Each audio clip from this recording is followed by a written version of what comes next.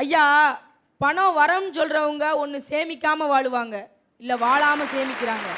ஆனால் பணம் சாபம்னு தெரிஞ்சவங்க மட்டும்தான் தேவைக்கு ஏற்ற மாதிரி சேமிச்சு வரவுக்கு ஏற்ற மாதிரி வாழ்க்கையை வகுத்துக்கிட்டு வாழ்கிறாங்க. ஐயா, இன்னைக்கு 5000 கொடுத்தா நாம கடவுளுக்கு முன்னாடி, 50,000 கொடுத்தா கடவுள் நமக்கு முன்னாடி. இது வரமா? சாபக்கேடு தானங்கய்யா. ஐயா, பணம் 10 செய்யும்னு பாப்பா சொன்னுச்சு. அந்த 10 என்னன்னு தெரியுமா? பெத்தவங்களோட சொத்தை பிடிங்கிட்டு அனாதையா துரத்த செய்யும். எவ்வளவு கிடைச்சாலும் போதாது போதாதுன்னு நாயா பேய அலைய செய்யும். ஊரை அடித்து உலையில போட செய்யும். காலில் விழுந்தவனை கழுத்தறுக்க செய்யும். கூட இருந்தவனுக்கு குழி பறிக்க செய்யும். கோடி கோடியாக கடன் வாங்கினவனை பார்த்தா சல்யூட் அடிக்க செய்யும். விவசாய கடன் வாங்குறவனை பார்த்தா விரட்டி விரட்டி அடிக்க செய்யும்.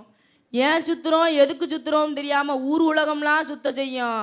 அழகழகா பூமாலையை செஞ்சு குரங்கு கையில் கும்பிட்டு கொடுக்க செய்யும். ஐயா, நான் அரசியல் பேசலை.